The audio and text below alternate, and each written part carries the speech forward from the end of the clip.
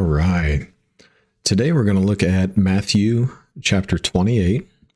Obviously, this is a favorite passage of mine, a favorite chapter. We're familiar with the story. This chapter is going to take place right after the crucifixion. Jesus has just been killed. The Bible says, "Now after the Sabbath, toward the dawn of the first day of the week, Mary Magdalene and the other Mary went to see the tomb.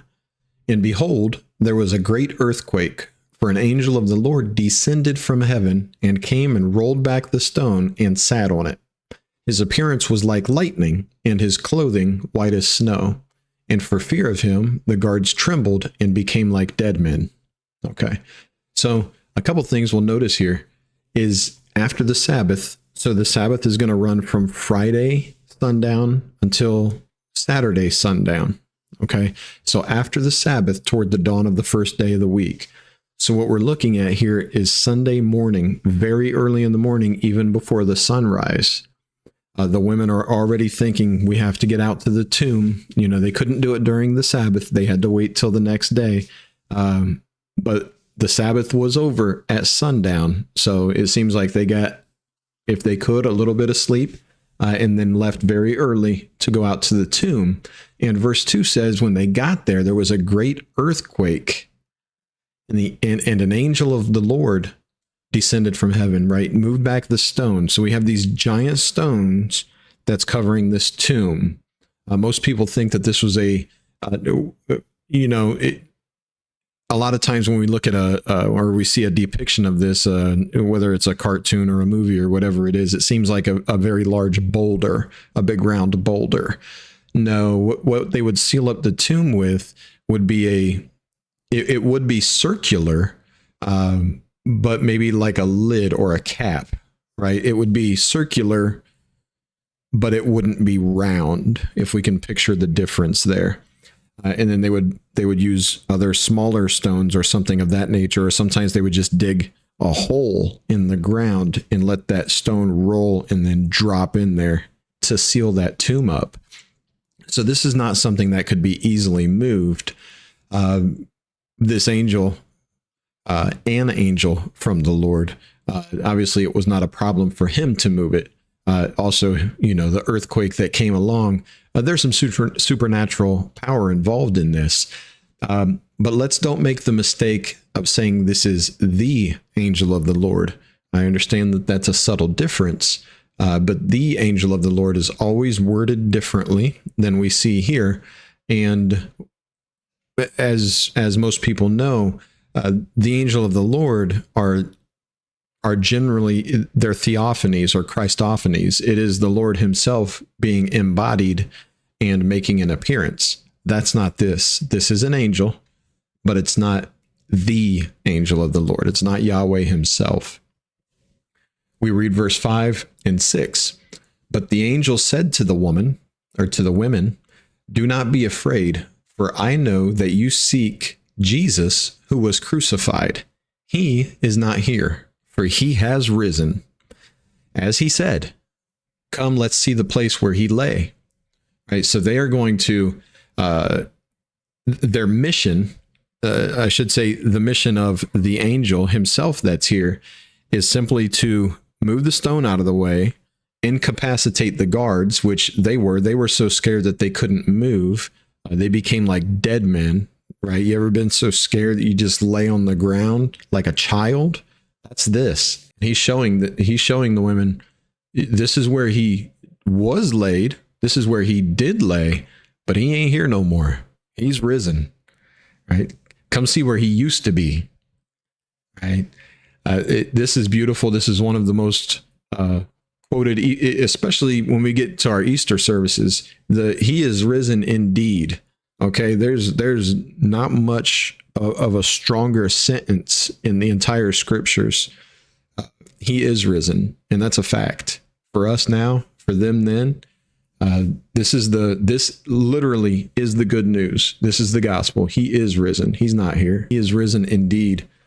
Verse 7 says, "Then go quickly and tell his disciples that he has risen from the dead. And behold, he is going before you to Galilee. There you will see him." See, I have told you. So he tells them, not to waste any time. They got their mission quickly and they need to go quickly, right? They're not trying to waste time here. There's a point to all this that they're driving towards. And the angels, everybody start heading to Galilee. Verse 8, so they departed quickly from the tomb with fear and great joy and ran to tell his disciples, both fearful and joyous. You can have both at once. Can you understand that they're so conflicted about what's going on right now? This is the most amazing news they've ever heard, but still it has to be terrifying. Then verse 9, behold, Jesus met them and said, greetings. And they came up and took hold of his feet and worshiped him. When these people talk about they were just hallucinating him, he wasn't really there. They took hold of his feet and worshiped him. This is not a hallucination. The Lord is there. They took hold of his feet and worshiped him. And then he told them in verse 10, do not be afraid. Go and tell my brothers to go to Galilee, and there they will see me. So Jesus shows up while the women are on their way to tell the disciples, and he reinforces, hey, everybody get moving to Galilee. That's where we're all headed. Go tell them. Don't be afraid. But who did he say to tell? Go tell who? Go and tell my brothers. 1 chapter ago, they all abandoned him. All of them. Watching from a distance, surely heartbroken, but they abandoned him. When we sin, that can be a way of us abandoning him too. And what he's saying here, go and tell my brothers. Jesus didn't look at the disciples abandoning him as they're now lost. That's not it at all. They are still his brothers. Okay, the Lord knows the heart. Now, we need to follow that up with fruits, but the Lord knows the heart. Verse 11 to 15. While they were going, behold, some of the guard went into the city and told the chief priests, the chief priests would be the Jewish leaders.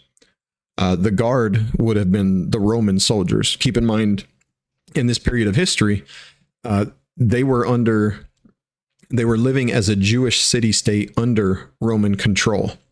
So the Jews themselves had their own leaders, and then ultimately, even those leaders were under the governance of Rome. So I'll start again, verse 11. While they were going, behold, some of the guard went into the city and told the chief priests all that had taken place. So they told them everything. Why wouldn't they? They're scared to death trying to figure out what to do. Verse 12, and when they had assembled with the elders and taken counsel, they gave a sufficient sum of money to the soldiers and said, tell people his disciples came by night and stole him away while we were asleep. And if this comes to the governor's ears, we will satisfy him and keep you out of trouble. Well, they would need to, because they were there to guard the tomb and they failed. And the penalty for that is going to be execution. So the Jewish leaders are saying, don't worry about that. If you go with us on our story, we will keep you out of trouble. Verse 15, so they took the money and did as they were directed. And this story has been spread among the Jews to this day. Now, the good news for us is that the story couldn't hold water. As time moves on and they're trying to spread this story that the disciples stole the body, there's going to be a lot of questions coming up. How did they steal it while they were asleep? So they moved that big boulder while the soldiers sat there and slept? Doesn't seem like good guards. Also, how many of them would it take to do that and then remove the Lord from the tomb and do all of this without waking anybody up? Doesn't seem like good guards. Also, had they stolen the body, why would they be so willing to go through usually torturous deaths, horrible persecution during that time? They went through all of that because of something that they knew was a lie? No, not at all. Sometimes people say, well, you can't just trust what they're saying because they were sincere.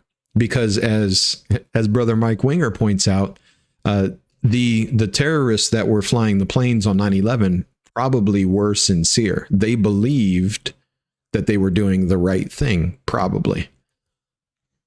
But that's not the same as this, is it? These people, it is claimed, knew that they were making up a story and still decided to be tortured and executed. That doesn't hold water at all. Their idea did not hold water. Their plan, their lie, it doesn't hold up. Satan will use whatever he can to try to prevent the truth, but these are weak. Compared to the truth, Satan's lies are always weak, very weak. Verse 16 and 17. Now, the 11 disciples, remember there's Judas has killed himself. So that's why we're at 11. Now, the 11 disciples went to Galilee, to the mountain to which Jesus had directed them. That's neat. Why was Jesus wanting them all to meet him in Galilee? Well, they were to meet at a mountain. Why were they meeting at a mountain? Most people believe that this is, in fact, the mountain of transfiguration, where everybody would have gathered, and then he would have taken, was it Peter, James, and John to the top to see Moses and Elijah and to see the Lord come into his glory there. Beautiful. But they went to a mountain to which Jesus had directed them. Verse 17, when they saw him, they worshiped him, but some doubted. Okay. Notice, and we know who the doubter was. It seems like that's pretty confidently Thomas. But he came around as soon as he did what? As soon as he realized it wasn't a hallucination. As soon as he put his finger in the nail holes in the hand of the Lord, as soon as he was told to put his finger in his side to verify that he was physical. So that doubt is not going to last long. But what we do notice on that verse is all 11 that were left, they went there and they worshiped him. Even if there was doubt in their minds, there was not enough to keep them from going and finding out for sure. And Jesus came and said unto them, all authority in heaven and on earth has been given to me. Throughout Matthew, he's driving home that point that all authority is his. He has authority over the body. He raised himself from the dead. He has authority over the demons. He was throwing them here and there and everywhere. He has authority over the elements. He calmed the storm. Do we remember that? Right? He has authority over the Sabbath. Do we remember that? He has authority over sin. He forgives it. He has authority over death. It cannot hold him. All authority in heaven and on earth is his. What do we do with that, man? Here we go. Verses 19 and 20. Because of what we read in 18, all authority has been given to Jesus. Verse 19. Therefore, go and make disciples of all nations, baptizing them or immersing them in the name of the Father and of the Son and of the Holy Spirit, teaching them to observe all that I have commanded you. And behold, I am with you always to the end of the age. When is the end of the age? Well, that is at his second coming. That's the end of the age. He's with us all the way up till the end. And then he's with us a whole new way, a whole even better way. Right? And what we call this here, this last little section from verses 16 to 20, as you can see there, this is called the Great Commission. And that's exactly what it is. In every sense of the word, it's great. It's a very heavy responsibility. It's a fantastic responsibility, but it is one that we're all taught to do. If you can disciple other people, you are to do that. If you cannot, then you need to be discipled until you can, and then even afterwards. It's the cycle that was intended. Sit under the feet of an elder until you are discipled to the point where you can disciple other people. You should have a constant flow of somebody discipling you and you discipling others. And that is the Great Commission. That's how we can spread the gospel of Jesus Christ to everybody. So I hope this has blessed you. Thank you.